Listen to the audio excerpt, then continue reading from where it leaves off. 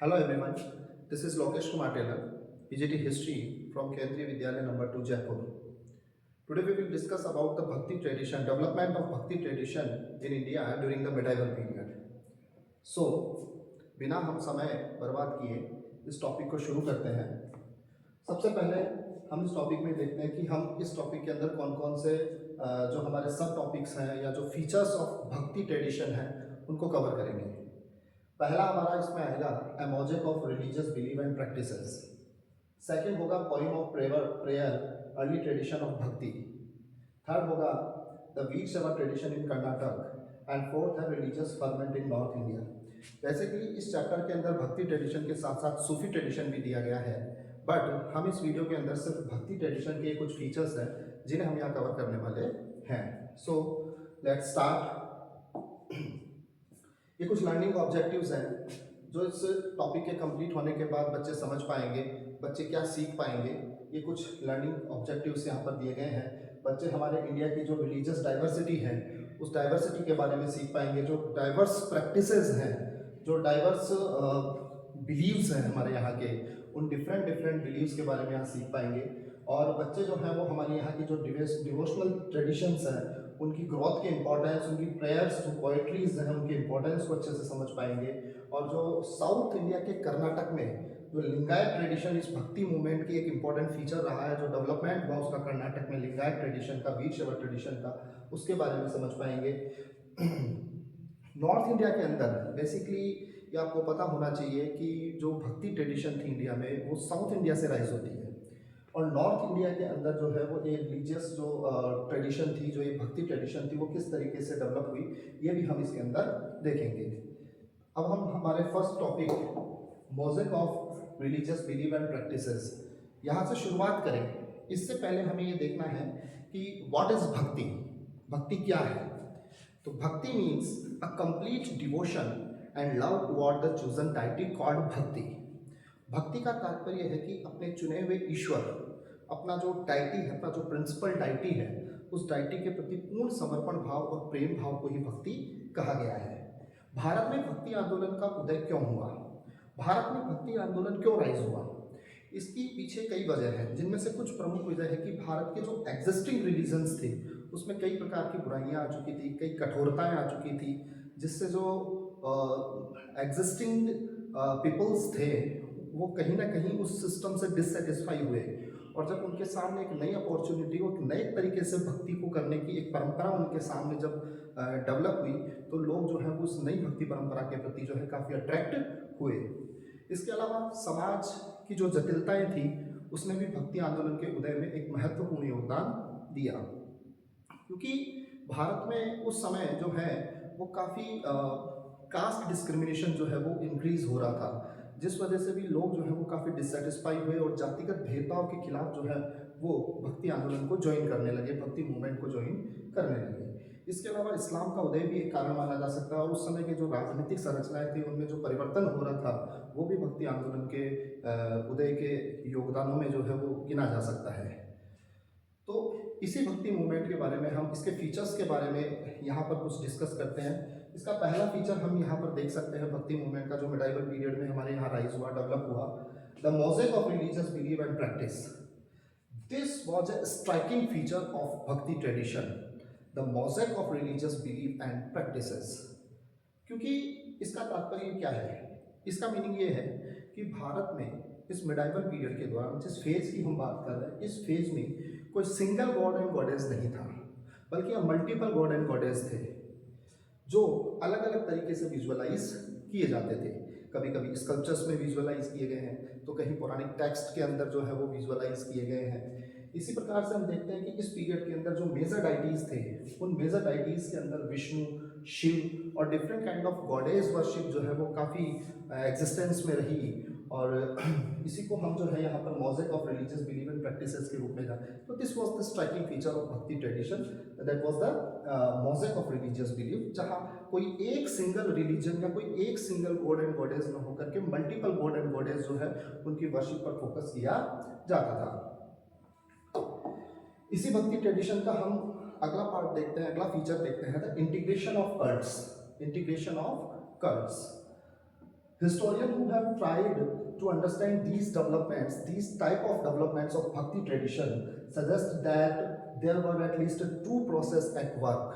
The first process was of disseminating the Brahminical ideas. This was exemplified by the composition, compilation, and preservation of Puranic text. In a simple Sanskrit verses, they were meant to be accessible to women and Shudras who were excluded from the Vedic learning. इसका meaning ये है कि इस समय जो ये integration of cults की हम बात कर रहे हैं, इन डेवलपमेंट को समझने के लिए जो हिस्टोरियंस है वो अक्सर दो प्रकार की प्रोसेस को फॉलो करते हैं, जिसमें एक प्रोसेस उन लोगों से संबंधित है जो तथाकथित तौर पर समाज के डोमिनेंट क्लास थी, जो समाज में डोमिनेट करते थे, देवर द ब्राह्मणास। तो जो ब्राह्मणिकल आइडियाज़ थे, उन ब्राह्मणिकल आइडियाज़ को डिसेमिनेट किया गया, उन्हें फैलाया गया, उन तक लोगों तक अप्रोच की गई उन आइडियाज़ को लेकर के। ये ऐसे आइडियाज़ थे जिन्हें बाद में पौराणिक टेक्स्ट के अंदर कंपाइल किया गया, और इन पौराणिक टेक्स्ट को जो है वो सभी लोगों के लिए एक्सेसिबल किया गया। क्योंकि आपको पता होना चाहिए कि जो वैदिक ट्रेडिशन थी, जिसमें वेद थे, वेदों को पढ़ने की अनुमति शूद्र और वुमेन्स को नहीं थी। केवल वर्ण व्यवस्था के अंदर हमने देखा कि जो 3 अपर क्लास थी, ब्राह्मण, क्षत्रिय, वैश्य, इन तीनों को ही वेदों को पढ़ने की अनुमति दी गई थी, जबकि जो शूद्र थे और वुमेन्स थे उन्हें इस वेदों को पढ़ने का जो राइट है वो ग्रांट नहीं किया गया। जबकि पौराणिक टेक्स्ट के कॉन्टेक्स्ट में ऐसा नहीं है। ये टेक्स्ट जो है वो ब्राह्मणों, जो शूद्र है उनको और जो वुमेन्स है उनके लिए भी एक्सेसिबल किया गया। सेकंड प्रोसेस जो है वो थी that of the brahmanas accepting and reworking the beliefs and practices of other social categories also, and this was known as the great and the little tradition by sociologist Robert Redfield. Sociologist हुए हैं Robert Redfield, जिन्होंने fission society के context में जो है ये great tradition और little tradition का कंसेप्ट दिया है। अगर हम इसे इंटीग्रेशन ऑफ कल्ट्स या रिलीजियस कॉन्टेक्स्ट में अगर हम इसकी बात करें, तो वह आइडियाज़ जो समाज के एलिट ग्रुप के द्वारा डिसेमिनेट किए गए या इवॉल्व हुए, उनके द्वारा डेवलप किए गए, ऐसे आइडियाज़ को ग्रेट ट्रेडिशन के रूप में जाना गया, जो कि यूनिवर्सल माने जाते थे। ठीक है। और जो लोकल पीपल्स या जो रीजनल पब्लिक थी, उस रीजनल पब्लिक या लोकल पीपल्स जो थे, उनके जो बिलीव्स थे या उनकी जो प्रैक्टिस थी, उन्हें लिटिल ट्रेडिशन का पार्ट माना गया है। हम इस लिटिल और ग्रेट ट्रेडिशन के कॉन्सेप्ट को एक एग्जाम्पल के थ्रू भी देख सकते हैं। हम यहाँ पर एक एग्जाम्पल लेते हैं उड़ीसा के जगन्नाथ स्वामी का। पुरी के जो जगन्नाथ स्वामी हैं उनका, पुरी के अंदर जगन्नाथ जो वहाँ के एक लोकल डाइटी माने जाते हैं, लोकल डाइटी माने जाते हैं, और वहाँ के लोग जो हैं वो उनकी लोकल लेवल पर वर्शिप किया करते हैं। तो that is the part of little tradition. और बाद में पौराणिक टेक्स्ट में इसी पुरी के जो जगन्नाथ स्वामी हैं उनको भगवान विष्णु, जो पौराणिक टेक्स्ट के मेन डाइटी है, प्रिंसिपल डाइटी है, भगवान विष्णु के साथ एसोसिएट किया गया, उन्हीं का एक फॉर्म माना गया। द विष्णु के साथ उनको एसोसिएट करना, that is the part of a great tradition. और इस प्रकार से हम देखते हैं कि लिटिल ट्रेडिशन पूरी में जगन्नाथ की पूजा करना और पूरे इंडिया के अंदर जो है यूनिवर्सल लेवल पर जो है वो विष्णु को मानना, ये ग्रेट ट्रेडिशन और लिटिल ट्रेडिशन का इंटीग्रेशन हुआ। तो through an example we can say that a local deity in Puri whose image was and continues to be made of wood by the local tribal community, that is the part of little tradition, specialist was recognized as a form of Vishnu. These local deities and recognized as a form of Vishnu, that is the part of great tradition. These local deities were often incorporated within the Puranic framework by providing them with an identity as a wife of the principal male deity. Sometimes they were equated with the Lakshmi, the wife of the Vishnu.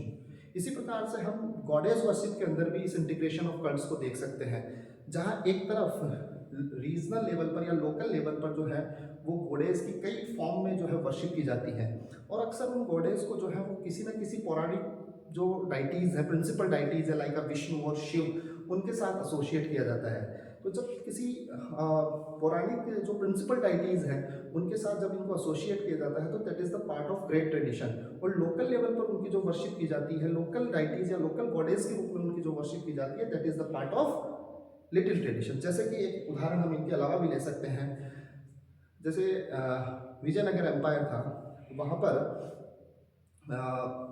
एक local goddess थी पंपा देवी। तो पंपा देवी की जो है वो लोग पूजा किया करते थे, वर्शिप किया करते थे। तो एक गॉडेस को पंपा देवी के रूप में विजुअलाइज करना, that is the part of little tradition, क्योंकि वो वहाँ की रीजनल गॉडेस के रूप में उसकी वर्शिप की जाती है। एंड देन उन्होंने उस पंपा देवी को पौराणिक टेक्स्ट के प्रिंसिपल डायटी शिव के साथ एसोसिएट किया और उनकी वाइफ पार्वती के रूप में उसको आइडेंटिफाई किया। एंड पार्वती उसको मानना, शिव की वाइफ मानना, प्रिंसिपल डायटी की वाइफ मानना, that is the part of great tradition. इस प्रकार से हम देखते हैं कि जो मध्यकालीन भारत था जिसमें इस भक्ति की ट्रेडिशन डेवलप हो रही थी, ये किसी न किसी रूप में जो है एक मल्टी गॉड एंड गॉडेस जो है इस समय वो थे, और मल्टी जो कल्ट्स थे वो अलग अलग जगहों पर जो है वो डेवलप हो रहे थे, और इन सबका भी एक साथ इंटीग्रेशन हो रहा था। किसी न किसी रूप में कोई लोकल डाइटीज जो है वो प्रिंसिपल डाइटीज के साथ एसोसिएट किया जा रहा था। तो that was the integration of cults.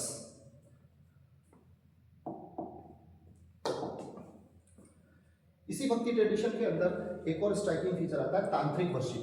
तो बेसिकली तांत्रिसिज्म या तांत्रिक वर्शिप जो है वो कहा जाता है form of worship often associated with the goddess.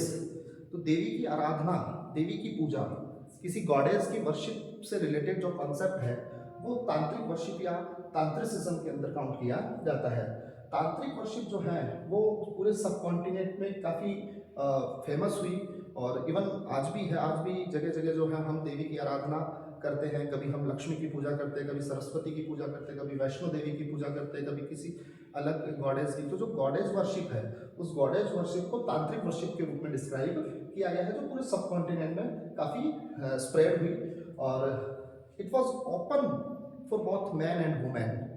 इसमें यही भक्ति मूवमेंट की सबसे खास विशेषता है, इसमें किसी प्रकार के डिस्क्रिमिनेशन की बात नहीं की गई। वैदिक ट्रेडिशन में वो डिस्क्रिमिनेशन हमें साफ साफ दिखाई देता है, लेकिन जो ये भक्ति ट्रेडिशन था, क्योंकि ये जो वैदिक ट्रेडिशन के अंदर जो आई हुई बुराइयां थी, ये जो कॉम्प्लिकेशंस थे, कहीं ना कहीं यही हिंदू धर्म को जो है वो खतरे में डाल रहे थे। उसके एग्जिस्टेंस के ऊपर एक खतरा था, और उसी खतरे को दूर करने के लिए इस प्रकार से भक्ति मूवमेंट या भक्ति जो ट्रेडिशन है वो राइज हुआ। और इसीलिए हम देखते हैं कि यहाँ पर जो भक्ति की ट्रेडिशन है वो मैन हो या वुमेन हो या शूद्र हो, सबके लिए ओपन थी। इसमें किसी प्रकार का कास्ट डिस्क्रिमिनेशन जो है वो हमें दिखाई नहीं देता है। आप आगे भी देखेंगे उस कास्ट के प्रति भक्ति संतों का क्या एटीट्यूड रहा है। Those who followed the tantric rejected the caste and class within the ritual context। वही बात है जो अभी मैंने आपको बताई। Many of these ideas influenced Shaivism and Buddhism, especially in eastern, northern and southern part of the subcontinent। तो इस तांत्रिक वर्शिप ने जो है बाकी के दूसरे जो सेक्ट थे इंडिया के अंदर, उन सभी सेक्ट को भी काफी हद तक इन्फ्लुएंस किया। कभी कभी हमें कुछ कॉन्फ्लिक्ट्स भी देखने को मिलते हैं बिटवीन द फॉलोअर्स ऑफ वैदिक tradition and the followers of तांत्रिक वर्शिप। वैदिक ट्रेडिशन को मानने वाले लोगों में और जो तांत्रिक वर्शिप को फॉलो करने वाले लोगों में कभी कभी कॉन्फ्लिक्ट भी दिखाई देते हैं। During this time the principal deities are the Brahma Vishnu Mahesh. तो इस समय जो है भक्ति मूवमेंट, जो मिडाइवल पीरियड की हम बात कर रहे हैं, इस पीरियड के अंदर ब्रह्मा विष्णु महेश प्रिंसिपल डाइटीज के रूप में आइडेंटिफाई किए गए हैं। वहीं वैदिक पीरियड के जो देवता थे अग्नि, इंद्र और सोम, वो इस समय मार्जिनल फिगर्स के रूप में रह गए। यानी कि हालांकि उनकी अथॉरिटी अभी भी थी, वेदों को भी अथॉरिटेटिव माना गया, ऑथेंटिक माना गया, बट अगर हम देखें तो इस पीरियड के अंदर ब्रह्मा, विष्णु और शिव की पूजा जो है वो मुख्य हो गई, और इंद्र, वरुण और सोम, जो कि इंद्र, अग्नि और सोम जो कि वैदिक पीरियड में प्रिंसिपल डाइटीज हुआ करते थे, वो अब मार्जिनल फिगर के रूप में यहाँ पर हमें दिखाई देते हैं। However, in spite of these discrepancies, the Vedas continue to be revered as authoritative। हालांकि वेद जो है वो अथॉरिटेटिव रहे, वेदों को अपोज करने वाले जो सेक्ट और सबसेक्ट्स हैं वो भी इस पीरियड में काफी हद तक राइज हुए, जिसमें से भक्ति मूवमेंट भी एक है, भक्ति ट्रेडिशन भी एक है। There were conflict between those who followed the Vedic tradition and those who practiced the tantric way of worshipping deities। तो यहाँ पर हमें कुछ कॉन्फ्लिक्ट देखने को मिलते हैं वैदिक ट्रेडिशन को मानने वालों में और तांत्रिक ट्रेडिशन को मानने वालों में। Those who valued the Vedic tradition often condemned the practice that went beyond the performance of the sacrifices and chanting the mantras। ठीक है, तो जो लोग वैदिक ट्रेडिशन को मानते हैं वो सैक्रिफाइसेस में भी लोग बिलीव करते हैं। वो लोग जो है मंत्रास को चैंट करने में बिलीव करते हैं। वो ऋग्वेद, यजुर्वेद, सामवेद, अथर्ववेद के जो मंत्र हैं उन मंत्रों में बहुत ज़्यादा बिलीव करते हैं। जबकि other hand those who engage in the tantric practice ignore the authority of the Vedas. और जो तांत्रिक वर्शिप में बिलीव करने वाले लोग हैं वो वैदिक ट्रेडिशन को और वेदों की जो अथॉरिटी है उन पर क्वेश्चन मार्क लगाते हैं।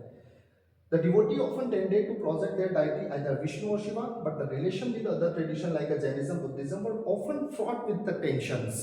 ठीक है, तो इस भक्ति ट्रेडिशन में देखते हैं कि कोई एक गॉड एंड गॉडेस तो था नहीं, तो मल्टीपल गॉड एंड गॉडेस थे, मोज़ेक ऑफ कल्चर था, मोज़ेक ऑफ रिलीजियस बिलीफ थे। ठीक है, इसकी वजह से काफ़ी सारे देवी देवता थे जिनकी इस समय पूजा की जाती थी। कभी कभी इनका दूसरे जो सेक्ट्स इस समय राइज हो रहे थे, मैंने बताया मल्टीपल रिलीजन जो है वो इंडिया में इस समय डेवलप हो रहे थे, तो काफ़ी जहाँ एक तरफ हिंदू ट्रेडिशन के अंदर भी अगर आप देखेंगे, भक्ति ट्रेडिशन के अंदर भी आप देखेंगे, तो जहाँ एक तरफ शैविज्म है तो दूसरी तरफ वैष्णविज्म भी है।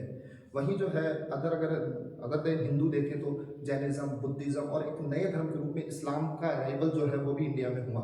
तो एक मल्टी रिलीजियस कल्चर जो है वो इंडिया में डेवलप हो रहा था। तो ऑब्वियसली जो भक्ति ट्रेडिशन के संत थे अक्सर उनका जो है कभी कभी जैनिज्म और बुद्धिज्म के साथ कॉन्फ्लिक्ट भी क्रिएट होते रहते थे।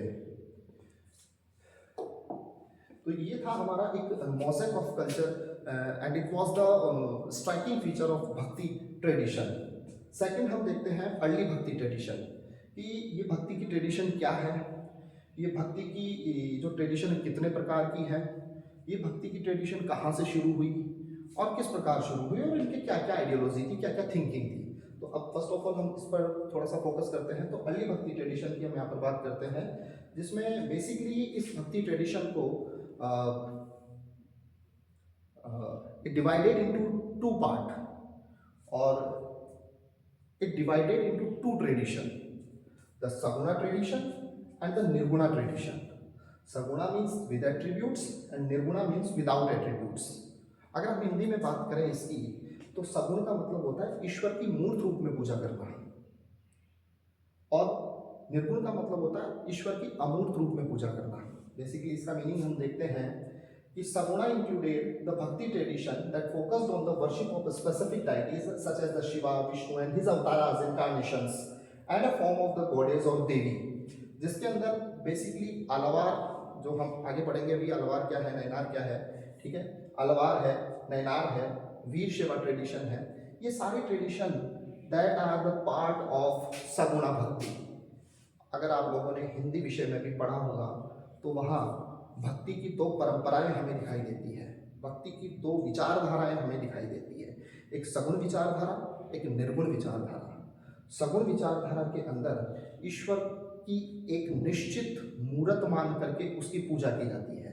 जैसे हमने कृष्ण की पूजा की तो कृष्ण का एक निश्चित स्वरूप है, कृष्ण का निश्चित स्वरूप है कि पैरों में पाजेब है, सिर पर मोर मुकुट है, हाथों में बांसुरी लिए हुए हैं। ये एक कृष्ण का एक हमने एक फॉर्म जो है, कृष्ण का एक रूप जो है वो हमने ये डिसाइड किया, ठीक है, और हम उस रूप की पूजा करते हैं, उसकी एक मूर्त मान करके हम पूजा करते हैं। तो उस पूजा को जो है वो एक एंथ्रोपोमॉर्फिक फॉर्म ऑफ गॉड माना जा सकता है, ठीक है।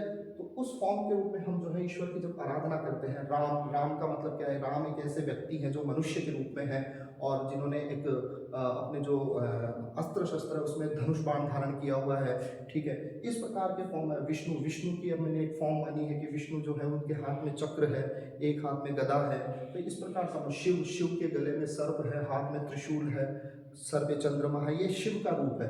तो किसी भी ईश्वर को किसी भी स्पेसिफिक डाइटी की वर्शिप करना, किसी भी स्पेसिफिक डाइटी की वर्शिप करना, उसके विद एट्रीब्यूट्स उसकी वर्शिप करना सगुण भक्ति कहलाता है।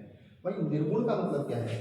निर्गुण भक्ति on other hand was worship of an abstract form of God. इसके कुछ एग्जांपल हमारे हैं, जैसे कबीरपंथी लोग हैं, यानी कबीरदास है, नानक दास है, सूफी संत है, योगी है, नाथपंथी है, मदारी है, कलंदर है। ये ऐसे हिंदू सेक्ट हैं और कुछ मुस्लिम सेक्ट भी हैं सूफीज्म, ये जो है वो ईश्वर को निराकार मान करके उसकी आराधना करते हैं। उनका मानना है कि ईश्वर का कोई निश्चित रूप नहीं है, ईश्वर का कोई निश्चित आकार नहीं है, ईश्वर का कोई निश्चित गुण नहीं है, ईश्वर की कोई फिक्स फॉर्म नहीं है।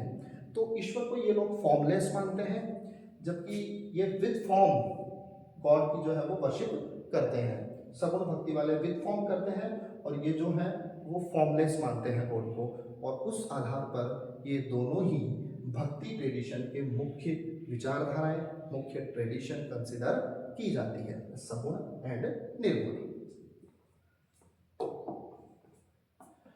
आगे हम देखते हैं the starting of beginning of bhakti tradition from south India of Tamil Nadu. हम अगर भक्ति की परंपरा को देखें तो इसकी शुरुआत जो है वो साउथ इंडिया के तमिलनाडु से होती है, जहां अलवार और नैनार भक्ति संतों ने इस ट्रेडिशन को काफ़ी पॉपुलराइज किया। और ये अगर आपके एमसीक्यू में पूछा जाए सीधा सीधा कि भक्ति की शुरुआत कहाँ से होती है, भक्ति ट्रेडिशन की शुरुआत कहाँ से, तो नो डाउट साउथ इंडिया से होती है। और साउथ इंडिया में इस परंपरा को लीड किया है सबसे पहले अलवार और नैनार संतों ने। तो who were the Alvar and who were the Nayanar. तो सबसे पहले हम अलवार की बात करते हैं। Alvar those who were devotee of Vishnu, Vishnu की आराधना करने वाले, जिसे नॉर्थ इंडिया में भी यही कॉन्सेप्ट है। वहाँ नॉर्थ इंडिया में अलवार को वैष्णविज्म और नैनार को शैविज्म कह दिया गया, ठीक है। तो जो अलवार है, those who were the devotee of the Vishnu were known as the Alvar, and those were devotees of the Shiva called Nayanar. यहाँ पर एक एक फोटो यहाँ पर दी गई है एग्जाम्पल के लिए। दोनों के दोनों जो फोटोज हैं वो इन दोनों ट्रेडिशन से जुड़े हुए वुमेन डिवोटीज की हैं। तो यहाँ पर अगर हम बात करें तो ये आपको दिख रहा होगा मीरा जैसी है, बट ये मीरा का कंसेप्ट नॉर्थ इंडिया में है, जबकि साउथ इंडिया में अलवार वुमेन डिवोटी के साथ जो है वो अंडाल का कॉन्सेप्ट है। तो Andal was a women Alvar sant and called the Meera of south. South की मीरा जरूर जानी जाती है। ये भगवान विष्णु की जो है वो डिवोटी थी। तो ये विष्णु को मानने वाले जो है वो सब अलवार हैं, तो ये भी अलवार थी। नैनार जो है, नैनार शिव को मानने वाले लोग जो है वो नैनार कहलाए हैं। और ये जो फोटो है वो एक नैनार वुमेन संत जो थी, वुमेन डिवोटी जो थी, उसकी है। कराईकाल अमियार, कराईकाल अमियार की तस्वीर आपके सामने है। तो ये दोनों वुमेन डिवोटीज हैं जो अलवार और नैनार से संबंधित। अलवार ट्रेडिशन के अंदर टोटल 12 पोइट सेंट माने गए हैं, वहीं नैनार ट्रेडिशन के अंदर 63 जो है वो पोइट सेंट माने गए हैं। इनका जो कंपोजिशन है उसे नालियार दिव्य प्रबंधम के रूप में जाना जाता है, जिसको तमिल वेद भी कहा जाता है। वहीं नैनारों के कंपोजिशंस को जो है वो तेवराम कहा जाता है।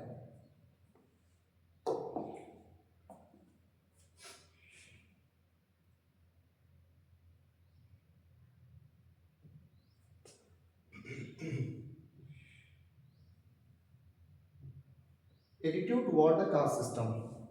अब हम इसमें ये देखते हैं कि जो ये अलवार संत थे और नैनार संत थे, या यूं कह दीजिए कि ये जो भक्ति संत थे, इन भक्ति संतों का जो जाति व्यवस्था थी भारत के अंदर, जो कास्ट सिस्टम था, उस कास्ट सिस्टम के प्रति कैसा एटीट्यूड रहा, तो हम इसको थोड़ा सा देखते हैं।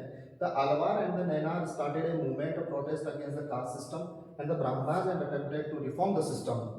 The devotees came from the different social backgrounds such as the artisans, cultivators, and even from the castes that were considered untouchable in Brahminical text. तो यहाँ पर आप देख सकते हैं कि बेसिकली कास्ट सिस्टम के प्रति जो इन लोगों का एटीट्यूड था वो काफ़ी पॉजिटिव देखने को मिलता है, क्योंकि अलवार और नैनार दोनों ही किसी भी प्रकार के कास्ट डिस्क्रिमिनेशन में बिलीव नहीं करते हैं, और बल्कि जो कास्टिसिज्म था इंडिया के अंदर, उस कास्टिसिज्म में रिफॉर्म करने के लिए, और जो कास्ट सिस्टम था, कास्ट डिस्क्रिमिनेशन था, उसके अगेंस्ट इन लोगों ने प्रोटेस्ट भी किया है। इसका सबसे बेहतरीन उदाहरण हमें ये देखने को मिलता है कि हमें इस चीज़ का पता कैसा लगता है कि जितने भी भक्ति संत थे, इनके जो फॉलोअर्स थे, वो फॉलोअर्स डिफरेंट सोशल बैकग्राउंड से बिलोंग करते थे, जिसमें पुअर से पुअर स्टेटस वाले से लेकर के हाई से हाई स्टेटस वाला भी जो है वो इनका फॉलोअर बना। इसमें आप क्लियरली देख सकते हैं कि बहुत सारे आर्टिशंस थे, कल्टिवेटर्स थे, अपर क्लास थे, लोअर क्लास थे, मिडिल क्लास थे, और इवन वो लोग जिन्हें ब्राह्मणिकल टेक्स्ट में अनटचेबल कहा गया है वो भी इनके फॉलोअर बने, और उन लोगों ने भी इन ट्रेडिशंस को अपनाया। सो हम कह सकते हैं कि basically they against the caste system. Relations with the state. इन भक्ति संतों का, या जो भक्ति की परंपराएं हैं, इन परंपराओं का स्टेट यानी गवर्नमेंट यानी रूलर्स के साथ किस प्रकार के संबंध थे। तो जैसा कि आप देख सकते हैं, from the second half of the first millennium Buddhism and Jainism was supported by the Pallavas and Pandyas. ये एक ट्रेडिशन रही है इंडियन सब कॉन्टिनेंट में कि जितने भी कोई रिलीजियस ट्रेडिशंस या रिलीजियस बिलीव्स जो हैं वो जब राइज होते हैं तो उन्हें कई प्रकार की जो रूलिंग डायनेस्टीज हैं उनके द्वारा सपोर्ट किया। आप एंशियंट इंडिया में भी देख सकते हैं। एंशियंट इंडिया में आपने देखा कि किस प्रकार से बुद्धिज्म और जैनिज्म राइज हुआ। बुद्धिज्म को सपोर्ट करने के लिए कई प्रकार के हमने एंशियंट जो हमारे रूलर्स हैं उनके बारे में डिस्कस किया। अशोक थे जो मौर्यन सम्राट थे, उन्होंने भी बुद्धिज्म को सपोर्ट किया। हर्षवर्धन ने भी सपोर्ट किया, कनिष्क ने भी सपोर्ट किया। वहीं जैनिज्म की अगर हम बात करें तो चंद्रगुप्त मौर्य जैसे शासक थे जिन्होंने जैनिज्म को अडॉप्ट किया और जैनिज्म को प्रोपेगेट करने में अपना इंपॉर्टेंट रोल प्ले किया। तो इसी प्रकार से मिडाइवल पीरियड में भी यही कॉन्सेप्ट हमें देखने को मिलता है कि बहुत सारे रूलर्स ऐसे हैं जो किसी ना किसी रूप में जो है वो इन पॉइंट सेंट्स के साथ या जो रिलीजियस ट्रेडिशन है इनके साथ अपने आप को एसोसिएट करते हैं। तो यहाँ पर हम second half of first millennium देख सकते हैं। बुद्धिज्म और जैनिज्म को जो पल्लव और पांड्यास के द्वारा भी सपोर्ट किया गया। वही in this new bhakti tradition saint oppose the Jainism and Buddhism. Obviously कोई कंपिटिटर होता है तो कभी कभी इनको कंडेम भी किया जाता है, अपोज भी किया जाता है। तो एक कंपटीशन था इन नए भक्ति ट्रेडिशन और जो प्री एग्जिस्टिंग जो जैनिज्म और बुद्धिज्म ट्रेडिशन जो एंशियंट इंडिया में ही इवॉल्व हो चुकी थी, राइज हो चुकी थी, उनके बीच में उनको अपोज भी किया गया। साउथ इंडिया के अंदर एक इंपॉर्टेंट डायनेस्टी थी चोल डायनेस्टी। तो चोला ruler supported the bhakti tradition and build the temple for Shiva and Vishnu. तो हम देखते हैं कि स्टेट के साथ किस प्रकार के, तो बेसिकली मैंने आपको एक बात क्लियरली बताई कि जितने भी रूलर्स होते थे वो अक्सर ये चाहते थे कि जो ये ट्रेडिशंस हैं जो काफ़ी पॉपुलर हो रही है सोसाइटी के अंदर, तो अक्सर वो लोग भी इन ट्रेडिशंस के साथ अपने आप को एसोसिएट करते थे और उनका सपोर्ट प्राप्त करने की कोशिश करते थे ताकि लोगों के अंदर उस रूलर का फेथ बढ़े, इंक्रीज हो, उसका विश्वास बढ़े, ठीक है, और उसकी अथॉरिटी जो है वो वैलिड हो जाए। तो इस प्रकार से जो है वो अक्सर रूलर्स जो हैं वो इन पॉइंट संतों का और जो भक्ति की ट्रेडिशंस थी इन ट्रेडिशंस का जो है वो सपोर्ट प्राप्त करने की कोशिश किया करते थे और इसलिए वो उनको सपोर्ट देते भी थे। इसीलिए हमने यहाँ पर कहा कि जो चोला रूलर है उन्होंने इन भक्ति परंपराओं को, इन भक्ति ट्रेडिशन को सपोर्ट किया और इनके सपोर्ट में कई प्रकार के शिव और विष्णु के टेम्पल भी इन्होंने बनाए, जिनमें कुछ मैग्निफिसेंट टेम्पल्स हैं शिव के, जो एक चिदम्बरम है, तंजावुर है और गंगेकौंड चोलपुरम है। यहाँ पर 3 इंपॉर्टेंट दे रखे हैं according to your syllabus. The Chidambaram, Tanjavur and Gangekon Cholpuram were constructed under the royal Chola patronage. The Chola ruler built temple often to claim divine support and proclaim their own power and status and adorn those temples with the stone and metal sculpture to represent the vision of the popular sant. जैसा कि मैंने आपको बताया कि अक्सर ये temples buildup करते थे, पॉइंट सेंट्स को डोनेशंस भी दिया करते थे, ठीक है, और उनके यहाँ विजिट भी किया करते थे, उनके जो स्टे होते थे वहाँ पर। तो इन सब के पीछे होता था कि वो एक अपनी डिवाइन सपोर्ट को क्लेम कर सके और इन पॉइंट सेंट्स का सपोर्ट प्राप्त करके जनता के बीच पॉपुलर हो सके, जनता का सपोर्ट उनको मिल सके, क्योंकि the poet saint were very popular in the masses. इसीलिए जो रूलर्स थे वो भी उस मासेस का सपोर्ट इन पॉइंट सेंट्स के थ्रू भी प्राप्त करना चाहते थे। They made the spectacular representations of Shiva in a bronze sculpture. The Chola king introduced the singing of Tamil Shiva hymns under the royal patronage, taking the initiative to collect and organize them into a text. देवरामी मैंने आपको पहले बताया कि जो Nainar tradition थी जिसमें जो शिव के भक्त थे, डिवोटीज थे, उन्होंने अपने कंपोजिशन तैयार किए और उन कंपोजिशन का जो कंपाइलेशन वर्क है उसे तेवारम के रूप में जाना जाता है, ठीक है। और इस प्रकार तेवाराम को कंपाइल करने में भी इन चोला रूलर्स जो हैं इनका काफ़ी कंट्रीब्यूशन माना जाता है। और एक इंस्क्रिप्शन के अकॉर्डिंग, एक इंस्क्रिप्शन मिला है उसके अकॉर्डिंग, चोल किंग था परांतक फर्स्ट। चोल किंग था, किंग का नाम था परांतक फर्स्ट। परांतक फर्स्ट ने जो नैनार संत थे, अप्पा, सबंदर एंड सुंदरा, जो कि शिव के भक्त थे, शिव के डिवोटी थे, इन तीनों की मूर्तियां बनवा करके, इन तीनों के स्कल्पचर्स बना करके, मेटल इमेजेस बना करके शिव मंदिर में प्लेस करवाई, जो कहीं ना कहीं हमें ये शो करता है कि इन राजाओं के द्वारा, इन रूलर्स के द्वारा इनको पैट्रॉन किया जाता था, इनको सपोर्ट किया जाता था ताकि वो अपनी डिवाइन सपोर्ट का क्लेम कर सके और इन ट्रेडिशंस का सपोर्ट जो है वो प्राप्त कर सके। तो ये वाइस वर्सा था। तो यहाँ पर आप देख सकते हैं अपार, सबंदर और सुंदरा, ये तीनों के तीनों नैनार संत हैं जो शिव के डिवोटी थे और इनके मेटल स्कल्पचर्स और इमेज बना करके शिव टेम्पल में प्लेस किया गया है। These were carried in the procession during the festival of the, क्योंकि इसके पीछे कारण भी है इसके पीछे कारण ये है कि अक्सर ये जो पोइट सेंट थे, ये इतने ज़्यादा पॉपुलर और फेमस हो गए थे कि कहीं कहीं इनको लाइक ए गॉड माना जाता था, और गॉड की तरह ही इनके जो चूजन डाइटी थे, उस चूजन डाइटी के साथ इनकी भी पूजा की जाती थी। और इसीलिए कई मंदिरों में इन पॉपुलर जो पोइट सेंट थे, चाहे वो नयनार हो चाहे वो अलवार हो, उनके आइडल्स, उनकी इमेजेस भी वहाँ उस पर्टिकुलर जो प्रिंसिपल डाइटी है उस डाइटी के साथ वहाँ टेम्पल्स के अंदर प्लेस की गई है। तो इस प्रकार से हम देखते हैं कि इस भक्ति ट्रेडिशन के अंदर जो है कई इंपॉर्टेंट फीचर्स हमने इसके देखे, जिसमें एक mosaic of religious belief, integration of cults, caste integration of cults की बात की, और अर्ली भक्ति ट्रेडिशन के अंदर हमने बेसिकली उसके दो जो ट्रेडिशन है, सगुणा निर्गुणा, और beginning of the Bhakti tradition from South India by the Alvar, led by the Alvar and the Nayanar, and attitude toward the caste system, उनका क्या एटीट्यूड था कास्ट सिस्टम के प्रति। वुमेन डिवोटी कौन कौन थी, अंडाल और कराईकाल अमियार। अंडाल जो है वो अलवार ट्रेडिशन से बिलोंग करती है और कराईकाल अमियार नैनार ट्रेडिशन से बिलोंग करती है। तो वहीं हमने लास्ट में देखा कि स्टेट के साथ भी इनके रिलेशंस थे। अगला हमारा जो थर्ड टॉपिक था इस भक्ति ट्रेडिशन के अंदर, वह थी वीर शैव ट्रेडिशन और the Lingayat tradition in Karnataka. तो इसी भक्ति ट्रेडिशन का एक पार्ट कर्नाटक में भी इवॉल्व हुआ, जिसे हम लिंगायत ट्रेडिशन के रूप में जानते हैं।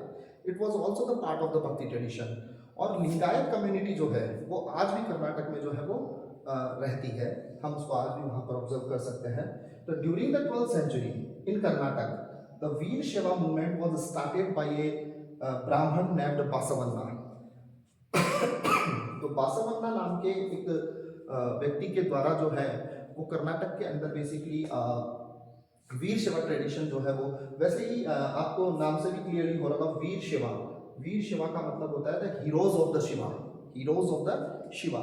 इट मीन्स ये वो सेक्ट था हिंदू धर्म के अंदर, भक्ति ट्रेडिशन के अंदर, जो शिव को मानता था, शिव की पूजा में बिलीव करता था।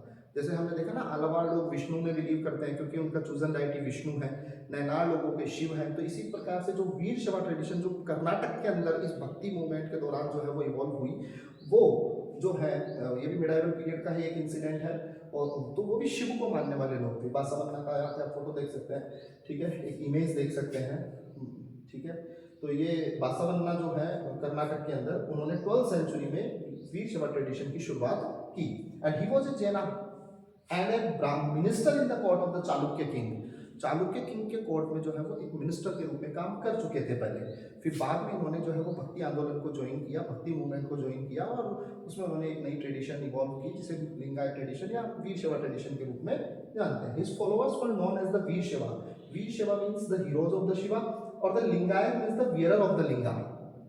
आप इसको आगे देखेंगे एक बार, यहाँ पर इतना समझ लीजिए कि जो वीर शैव, जो बासवन्ना के फॉलोअर्स हैं उन्हें या तो वीर शैव कहा जाता है, लिंगायत कहा जाता है। वीर शैव का लिटरल मीनिंग है हीरोज ऑफ द शिवा, और लिंगायत का लिटरल मीनिंग है wearer of the linga. Lingayat and their belief. Lingayat sect के जो लोग हैं, ये देख सकते हैं, ये एक सिल्वर केस है। इस सिल्वर केस में एक छोटा सा लिंग जो है वो रखा जाता है, शिवलिंग रखा जाता है, उसे अपने लेफ्ट शोल्डर पर जो है वो पहना जाता है। जो लिंगायत कम्युनिटी के लोग हैं, जो लिंगायत सेंट थे, उन सेंट की जो ये ट्रेडिशन का एक पार्ट था कि जो लिंग होगा, शिवलिंग होगा, उसको एक सिल्वर केस में रख के, ये इस प्रकार का आता है, इसके अंदर शिवलिंग को रख करके जो अपने लेफ्ट शोल्डर पर जो है वो लोग पहनते हैं। तो ये एक ट्रेडिशन का पार्ट है। और शिवलिंग आप देख सकते हैं, शिवलिंग की पूजा का प्रचलन जो है वो लिंगायत कम्युनिटी में है, आज भी है। Lingayat are an important community even today also. They worship Shiva in the form of linga. लिंग के रूप में शिव की आराधना करते हैं, पूजा करते हैं। They wear a small linga in a silver case over the left shoulder. Jangam and wandering monks are revered. Jangam and wandering यानी जो घुमक्कड़ मॉन्क्स होते हैं, जो नोमैडिक मॉन्क्स होते हैं, जो किसी एक पर्टिकुलर प्लेस पर सेटल्ड नहीं होते हैं बल्कि एक नोमैडिक लाइफ जीते हैं, वंडरिंग होते हैं, उन लोगों को काफ़ी रिवर्ड भी किया जाता है, उनको सम्मान भी दिया जाता है। And the Lingayat believe that after death, ये एक इम्पॉर्टेंट बिलीव है लिंगायतों का, जिसको आप देखेंगे यहाँ पर दो इंपॉर्टेंट चीज़ हो गई, पहले ही ऑलरेडी हो चुकी कि तो लिंग के फॉर्म में शिव की आराधना करते हैं, और दूसरा एक स्मॉल लिंग सिल्वर केस में रख के और अपने लेफ्ट शोल्डर पर धारण करते हैं ये लोग, ठीक है। तीसरा इंपॉर्टेंट बिलीव्स क्या है इनका, कि Lingayat believe that after death the devotee will be united with the Shiva and will not return to this world. तो इनका मानना है कि व्यक्ति का कभी भी पुनर्जन्म नहीं होता। रिबर्थ की थ्योरी पर इन्होंने क्वेश्चन मार्क लगाया है। ये रिबर्थ नहीं मानते कि व्यक्ति का दोबारा जन्म होता है, पुनर्जन्म होता है। इनका मानना है कि after death the devotee will be united with the Shiva and he will not return to this world again. Okay, then therefore they do not practice the funerary rites such as the cremations as are prescribed in the Dharma Shastra. Instead they ceremonial bury their dead bodies. तो Lingayat community के लोग basically आप लोग जानते हैं कि भक्ति tradition is the was the part of Hinduism, और हिंदुज्म के अंदर जो है हम देखते हैं कि मरने के बाद फ्यूनरल ऑर्गेनाइज किया जाता है, क्रिमेशंस किए जाते हैं, श्राद्ध निकाला जाता है, जलाया जाता है डेड बॉडी को। बट हिंदू होने के बावजूद लिंगायत कम्युनिटी के लोग आज भी जो है अपनी डेड बॉडीज़ को जो है धर्मसूत्रों में प्रेस्क्राइब्ड जो मेथड्स हैं उसके अकॉर्डिंग न फ्यूनरल न करके उसको जो है वो बरीड करते हैं, उनको दफनाते हैं। तो ये कुछ बिलीव्स थे जो लिंगायत कम्युनिटी के हैं। इसके साथ ही उन्होंने लिंगायत कम्युनिटी ने जो है जो ब्राह्मणों के द्वारा ब्राह्मणिकल टेक्स्ट में प्रेस्क्राइब जो कास्ट सिस्टम था उस कास्ट सिस्टम को अपोज करते हुए भी जो है वो अपने कुछ आइडियाज़ यहाँ पर जो है दिए हैं। जिस प्रकार से ब्राह्मणिकल टेक्स्ट में जो नोशन ऑफ पॉल्यूशन दिया गया है, जिसमें कुछ सर्टेन कास्ट जो है सोसाइटी को उन्हें पॉल्यूटेड माना गया है, अनटचेबल माना गया है, बट लिंगायत कम्युनिटी जो है वो सोसाइटी में ऐसी किसी भी कास्ट में बिलीव नहीं करती है, ऐसे किसी भी कास्ट सिस्टम में बिलीव नहीं करती है जिसे हम पॉल्यूटेड कास्ट कहें। ठीक है, तो the Lingayat challenge the idea of caste and pollution attributed to some group by the Brahmana. तो कहीं ना कहीं ब्राह्मणों के द्वारा जो प्रेस्क्राइब्ड कास्ट सिस्टम था जिसमें नोशन ऑफ पॉल्यूशन या अनटचेबल का कॉन्सेप्ट दिया गया था, तो लिंगायत वो उस सिस्टम को अपोज करते हैं। उनके अनुसार the all man the all women in this society are equal, यानी सोशल इक्वलिटी की बात करता है, न कि सोशल डिस्क्रिमिनेशन की बात करता है। They also question the authority of rebirth. जैसा कि मैंने आपको बताया कि लिंगायत कम्युनिटी का मानना है कि the after death the devotee will be united with the Shiva and not return to this world. तो उसी चीज़ का ये इसी कॉन्सेप्ट पर बेस्ड है वो चीज़ कि they don't believe in the concept of rebirth. वो पुनर्जन्म के सिद्धांत में विश्वास नहीं करते हैं। So that a number of followers who were marginalized within the Brahminical social order also attracted to the Bhakti traditions, especially attracted to the Lingayat or the Vaishnava tradition. तो जो लोग ब्राह्मणिकल ट्रेडिशन के अंदर या Brahminical जो concept था उस concept के अंदर जो लोग मार्जिनलाइज हो गए थे या सोसाइटी के अंदर जिनके साथ डिस्क्रिमिनेट किया जा रहा था, वो लोग ने जब इस प्रकार का कॉन्सेप्ट को फेस किया तो ऑब्वियसली वो इस भक्ति ट्रेडिशन की तरफ काफ़ी हद तक अट्रैक्ट हुए। बहुत सारे फॉलोअर्स जो हैं वो इस नई ट्रेडिशन, इस नए जो कंसेप्ट जो इमर्ज हो रहा था, चाहे वो अलवार का हो, नैनार का हो या फिर लिंगायत का हो, तो इस तरफ जो है वो काफ़ी अट्रैक्ट हो रहे थे। तो आप देख सकते हैं अभी तक हम बात कर रहे हैं कि भक्ति ट्रेडिशन जो साउथ इंडिया से स्टार्ट हुई वो अभी तमिल से लेकर कर्नाटक तक पहुँची है। धीरे धीरे हम उसको नॉर्थ इंडिया तक लेकर के आएंगे। लिंगायत जो कम्युनिटी है, the Lingayat also practice the certain approvals that were rejected by the Dharma Shastra, such as the post poverty marriage and the remarriage of widows. Sorry, spelling mistake है यहाँ पे।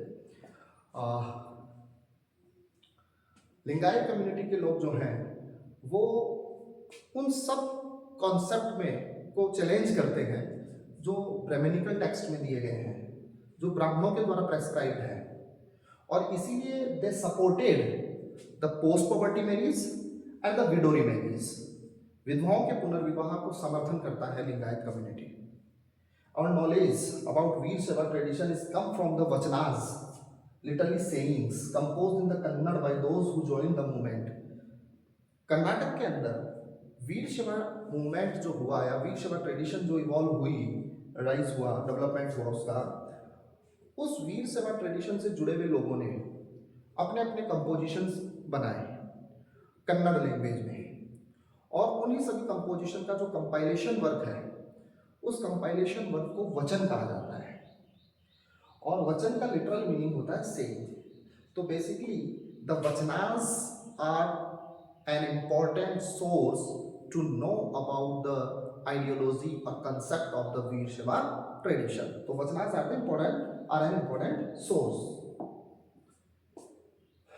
Now we will see our last topic in this video, the religious ferment in North India. इतनी देर हम देख रहे थे कि किस प्रकार से जो भक्ति ट्रेडिशन है वो साउथ इंडिया से राइज होकर के धीरे धीरे कर्नाटक में लिंगायत ट्रेडिशन के रूप में या वीर शैव ट्रेडिशन के रूप में हमें दिखाई देती है। अब हम नॉर्थ इंडिया में चलते हैं। हालांकि इतना डिटेल्ड नहीं है। नॉर्थ इंडिया के अंदर आप भक्ति मूवमेंट को देखोगे तो आप देखोगे 13-14 सेंचुरी ऑनवर्ड्स मीरा, सूरदास, कबीरदास, रामानंद, चैतन्य, ये बहुत सारे ऐसे जो हमारे पोइट सेंट हैं जिन्होंने भक्ति की ट्रेडिशन को नॉर्थ इंडिया के अंदर काफ़ी पॉपुलर बनाया।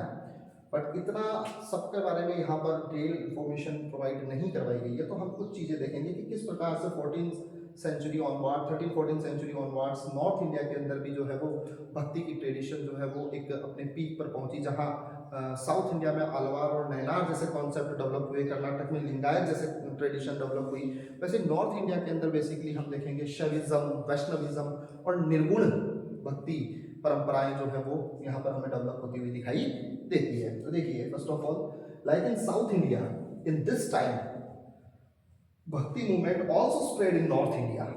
एंड नॉर्थ इंडिया के अंदर भक्ति की जो परंपरा थी, भक्ति ट्रेडिशन थी, उसको पॉपुलराइज करने में जिस पॉइंट सेट का सबसे बड़ा योगदान माना जाता है, ही वॉज द रामानंद। तो like in south India in this time bhakti movement also spread in north India, though historian did not found any composition in north India till the 14th century. North India के अंदर भी भक्ति की परंपरा विकसित हो रही थी, लेकिन जिस प्रकार से आलवार ट्रेडिशन के नालियार दिव्य प्रबंधम जैसा composition,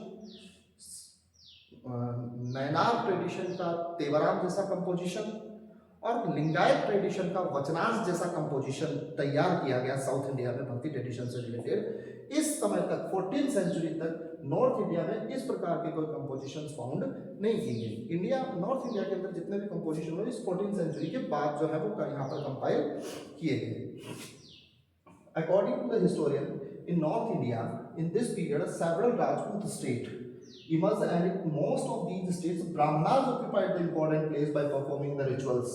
So there was no attempt to question their position directly. भक्ति आंदोलन की एक चीज आप लोगों ने अब तक देखी है कि कास्ट सिस्टम के प्रति इन लोगों का एटीट्यूड कैसा था।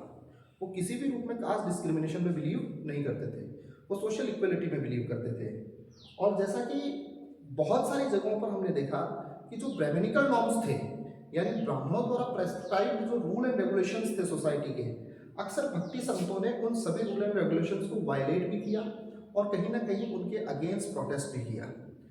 लेकिन साउथ इंडिया में ये पॉसिबल था, बट नॉर्थ इंडिया में ये इस समय तक 14th सेंचुरी तक जो है वो पॉसिबल नहीं था। 13-14 सेंचुरी तक मान सकते हैं, क्योंकि इस पीरियड तक जो है नॉर्थ इंडिया में स्पेशली राजस्थान के अंदर जो है वो राजपूत स्टेट डोमिनेट करते थे और ब्राह्मण जो थे वो अक्सर इन राजपूत जो रूलर्स थे उनके कोर्ट से एसोसिएट थे, उनके दरबारों से जुड़े हुए थे।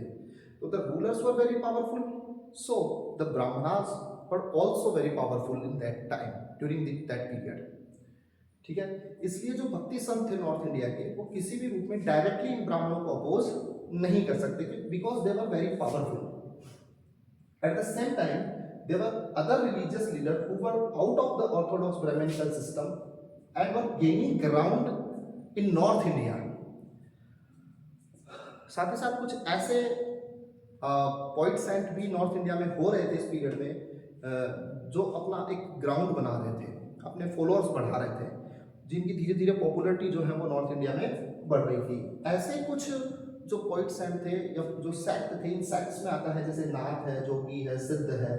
Many of them come from the artisanal group, and such as weaver who were well organized, they become powerful due to the increasing urban center and long distance trade. तो जो वीवर्स थे, आर्टिसंस थे, ये आप यहाँ पे एक चीज देख सकते हैं कि नाथ, यहाँ पर कुछ नाथ संप्रदाय के कुछ संत हैं इन संतों का यहाँ पे एक फोटो दिया गया है, जैसे कि मत्स्येंद्रनाथ है, गोरखनाथ है, जालंधरनाथ है, कनीफनाथ है, चरपटनाथ है, भर्तृहरिनाथ है, नागनाथ है, रेवन्नाथ है, गहिनीनाथ है। ये कुछ इंपॉर्टेंट नाथ जो सेंट थे, उनकी इमेजेस हैं यहाँ पर, ठीक है, उनके नाम हैं, आप इनको देख सकते हैं।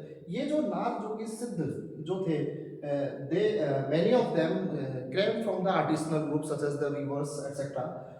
And they were well organized, and they become a very powerful due to the increasing urban center and long distance trade, ठीक है।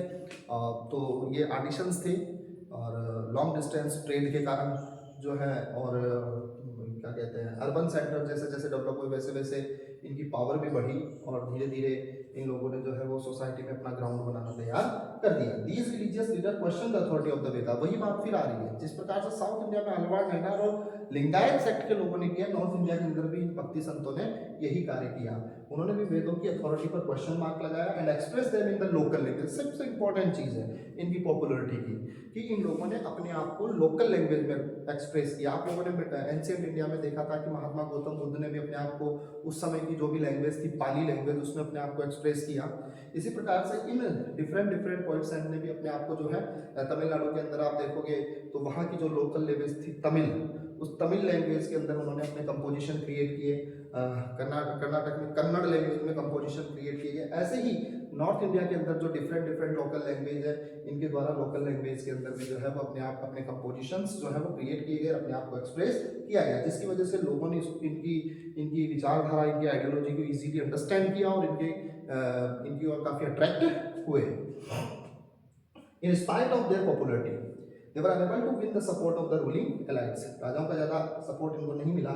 टर्किश कन्क्वेस्ट, अब देखिए धीरे धीरे जो सर्कमस्टेंसेस हैं वो चेंज हो रहे हैं, सिचुएशन बदल रही है, जिसकी वजह से नॉर्थ इंडिया के अंदर भी डिफरेंट प्रकार के जो कंपोजिशंस हैं इन पोइट्स के द्वारा वो तैयार किए गए। क्योंकि अब तक आपने देखा कि 14वीं सेंचुरी तक जो राजपूत डोमिनेशन था, और ब्राह्मणों का उन राजपूतों के साथ एसोसिएट होना, कहीं ना कहीं पोइट सेंट के अंदर एक डर था कि वो डायरेक्टली ब्राह्मणों को अपोज नहीं कर सकते थे, इसलिए कोई कंपोजिशन तैयार नहीं हुआ। बट जब मुस्लिम रूल एस्टैब्लिश हुआ इंडिया में, the Turkish conquest culminated in the establishment of Delhi सल्तनत bye Qutubuddin Aibak in 13th century, early 13th century। The power of many Rajput ruler was thus undermined, and also of the Brahmanas who were associated with those kingdoms। तो मुस्लिम rule के establishment के साथ ही धीरे धीरे, ऐसा नहीं है कि कोई अचानक 1-2 साल में परिवर्तन हो गया सारा का सारा, लेकिन कुछ सालों के एक लंबे पीरियड के बाद, जैसे आप लोग देखते हो पहले स्लेव डायनेस्टी, फिर खिलजी डायनेस्टी जब आई तो अलाउद्दीन खिलजी ने चित्तौड़ को डिफीट किया, तो यहाँ पर जो रतन सिंह जो एक मेवाड़ के महाराणा थे, राजपूत राजा थे, उनका डोमिनेशन खत्म हुआ है।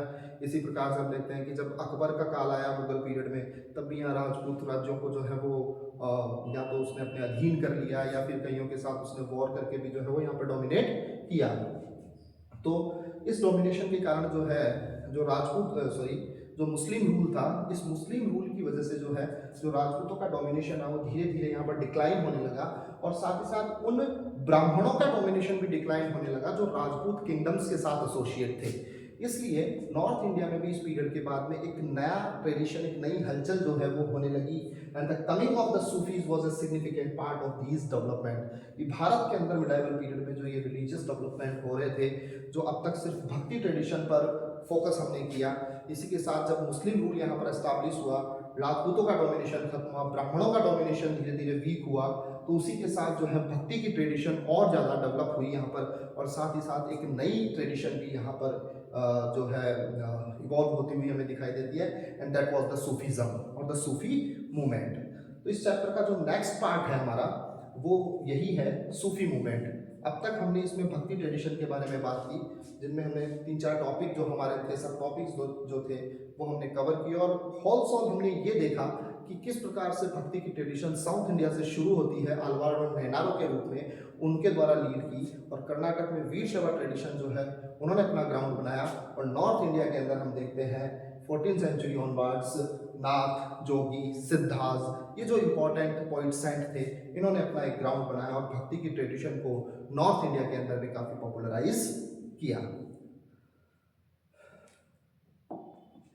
ये कुछ की टर्म्स है जो आप आज का हमारा जो टॉपिक था वो यहीं तक था इस वीडियो में। ये कुछ की टर्म्स है जो आप देख सकते हैं। इसमें भक्ति का मतलब क्या होता है, अलवा, नैना, वचन, संत और निर्गुण, ये कुछ की वर्ड्स हैं। इसके अलावा ये कुछ क्लासरूम डिस्कशन और क्वेश्चंस हैं जिन्हें आप कर सकते हैं। और मैं समझता हूँ कि ये जो वीडियो था, इस वीडियो को देखने के बाद ये जो लगभग हाफ चैप्टर है आपका, ये जो भक्ति की ट्रेडिशन से रिलेटेड जो चैप्टर है, जो टॉपिक्स हैं, वो आपको समझ में आए होंगे ऐसा मेरी आशा है। और ये कुछ क्वेश्चंस हैं जिनको आपको करना है। So thank you so much. Next video में फिर मुलाकात होगी, तब तक के लिए धन्यवाद।